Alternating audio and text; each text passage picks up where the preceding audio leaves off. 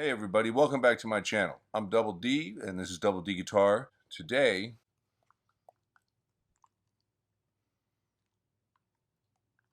I'm off to a great start here. Oh, there she goes.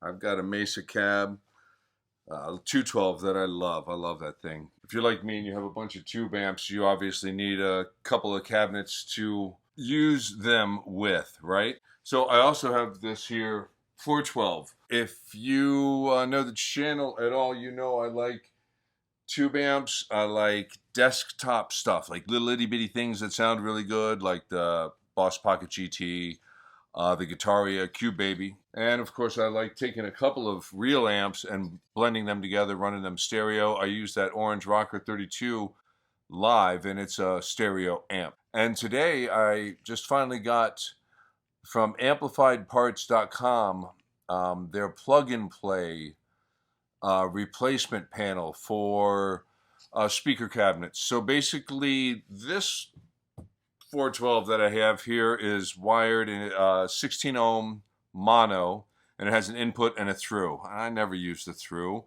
but this will give me a 16 ohm mono, but then it'll also allow me to use these wires, change out the wiring within the cabinet, and then use each one of these as a left and a right input. It'll be a dual 212, essentially all within one cabinet.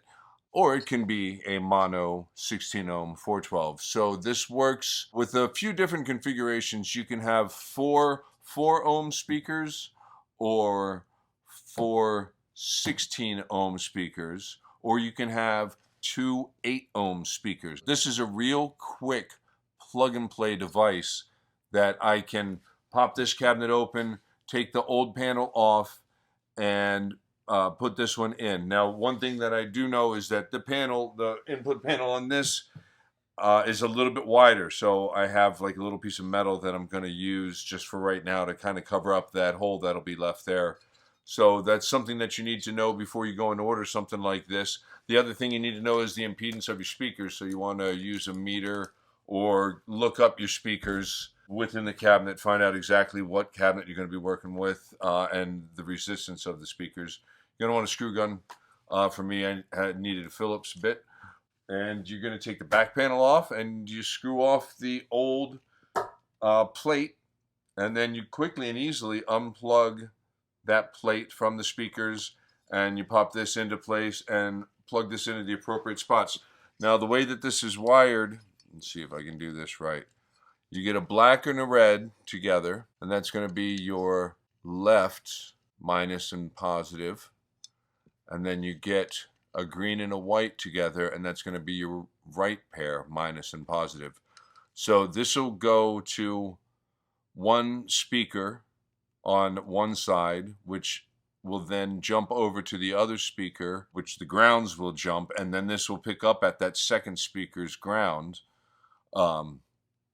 point. Well, I'm going to open up the cabinet and you'll see exactly how this is going to work.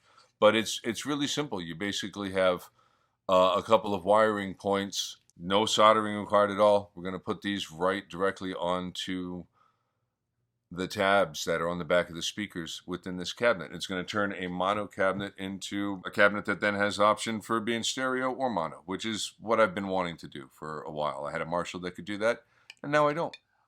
If I'm on stage, I like to think of this side as left. Even if I'm facing this way and my right hand is over here, I think of this as house left, not stage left. You know, that way this matches the speaker array on my side of the stage, and this would match what would be over on the other side.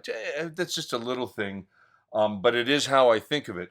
So I'm going to pop this open and remind myself which is going to be this left set by putting a little piece of tape on the back of the very first one. It's always a good idea to put all your screws in something so that you can have them in one spot and not have them roll away. So after loosening this, you see the back plate. It's a little bit of a different size, but I can work with it. I have to lift this up. Actually just slide that right through there. This will pop off. The black line here is the ground, or it's your negative coming out of this. It's the negative side. So it's coming. You can really see how this happens. If you had your own speaker, you would see there's a plus and a minus. All of my reds are the speaker's plus sides.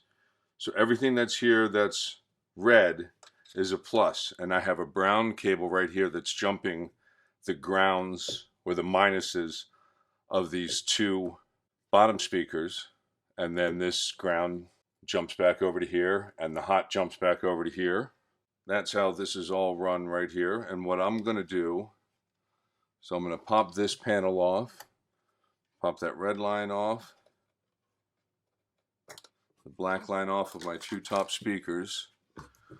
So now there's two tabs on each. Let's see if I can get in here real close. I doubt that I can. See, there's a tab here.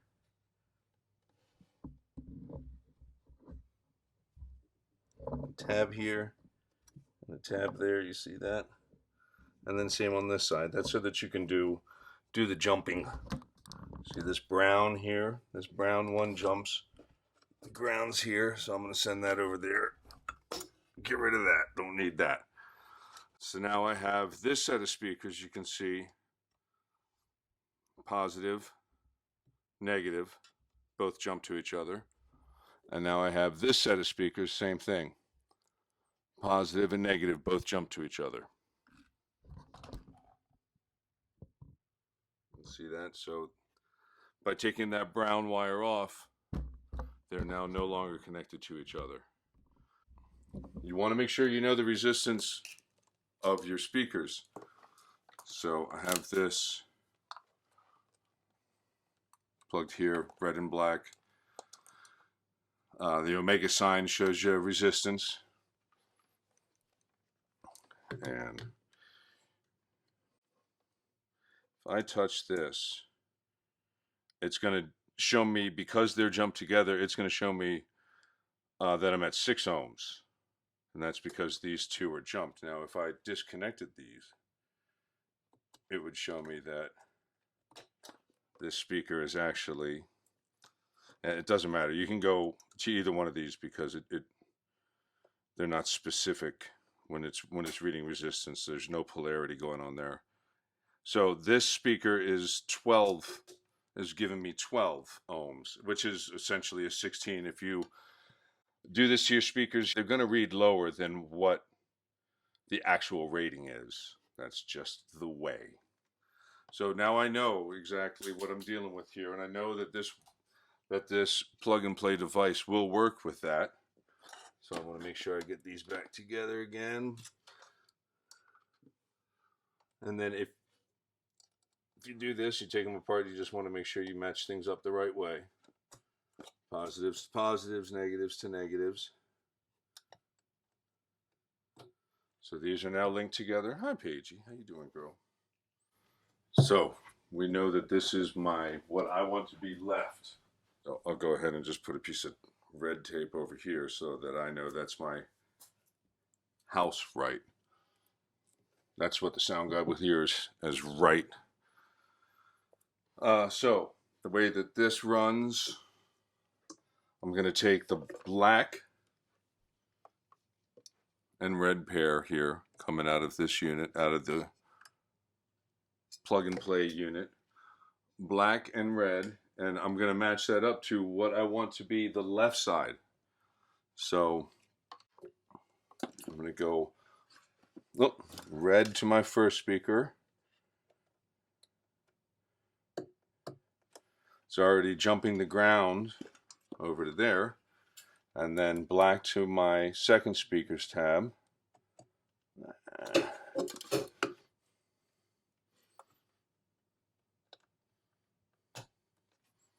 One day I'll probably change these speakers out to something else. And now we're going to do a similar thing here. We're going to have green and white. Green is going to be my negative side. Once you go down here to the black tab, the second tab on my black. And then my white is going to go to my red tab on my top speaker. Okay. Now, if everything works out right, this will hopefully fit right there when I get that panel back on. I really hope so. I hope I have enough cable length. It looks like it does.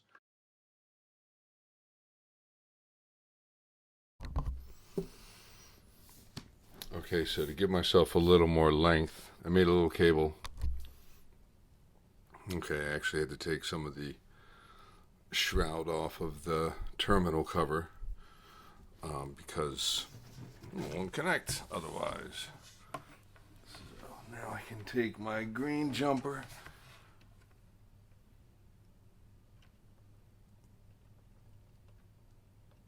connect it to here. Now I have a little more length here. Comes down to this. Now we want to test it. So I'm into mono right now. So that's all 4 speakers, and it's seeing it at 12 ohms. So let's see if I go into the right.